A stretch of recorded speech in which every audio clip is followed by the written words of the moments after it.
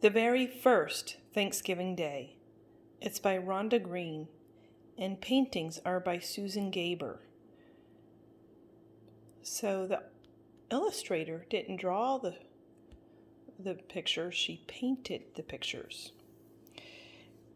And this is a story that starts at the ending, so to say, and goes back to the beginning, and then ends at the same place where the story began. I love the way the author wrote this story. The Very First Thanksgiving Day. See that toy? That's a kind of toy that the Pilgrims had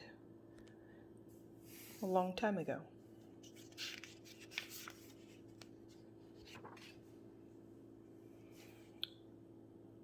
And see the land. There aren't houses and stores and roads and schools and playgrounds.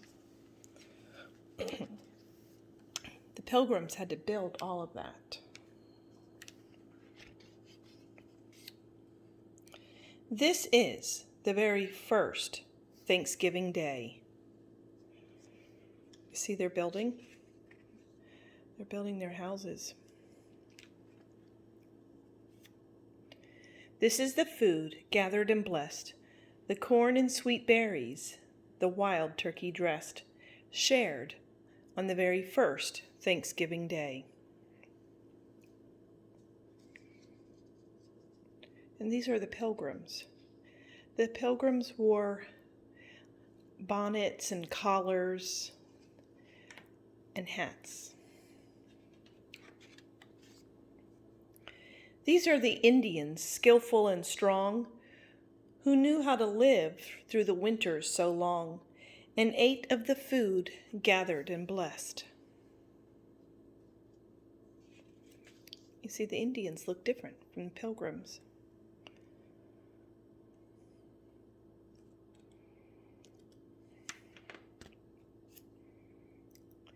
These are the Pilgrims who farmed the new land, who steadfastly labored and toiled by hand, and learned from the Indians, skillful and strong.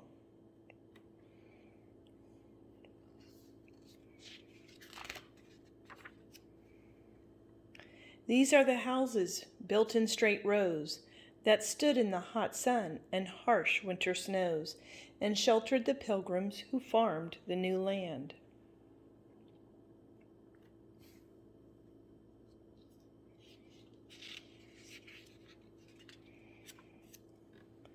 This is the harbor, marked by a huge stone, where the first steps were taken to chart the unknown, not far from the houses built in straight rows.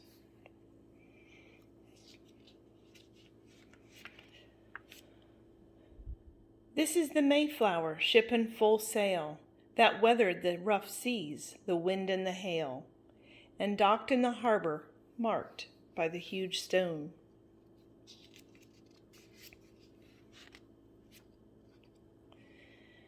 This is the ocean that never would end, that sometimes was foe and sometimes was friend, that carried the Mayflower ship in full sail. When the Pilgrims sailed on the ocean, there was nothing to see but ocean.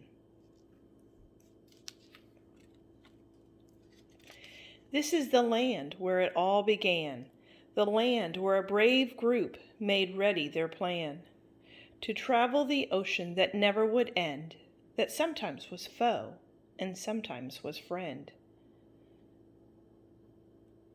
And this is the beginning. These are the Pilgrims that are deciding to leave England, that carried the Mayflower ship in full sail, that weathered the rough seas, the wind and the hail.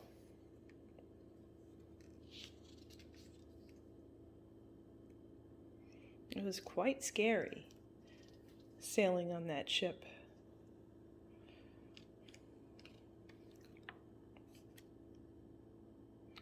And docked in the harbor, marked by huge stone, where first steps were taken to chart the unknown. So when the Mayflower reached land, there was a huge rock there, a huge stone. They called it Plymouth.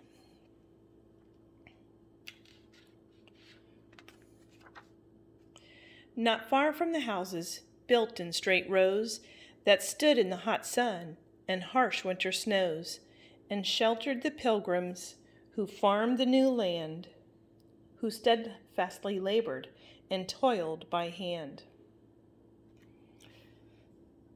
So when the pilgrims got to America, there were no houses and streets and schools, so the children had to work. They had to help mom and dad, and there were no houses. So they stayed on the ship until they built enough houses to live in.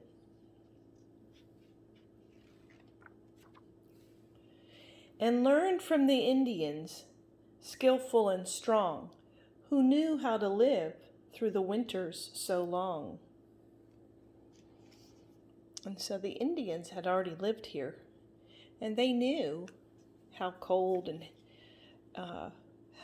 it got, and they knew how to find food even when it was covered with snow.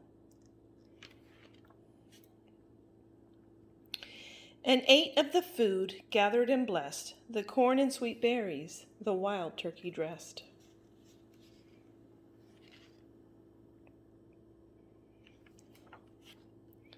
Shared on the very first Thanksgiving Day.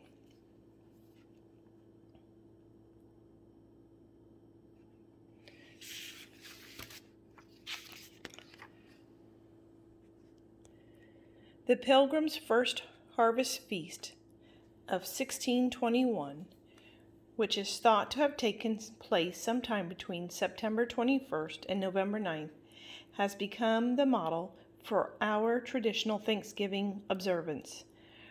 51 pilgrims and at least 90 guests from the Wampanoag tribe, which were the Indians, were in attendance at this harvest festival, which included feasting and games, and it lasted for 3 days. So their celebration was 3 days long.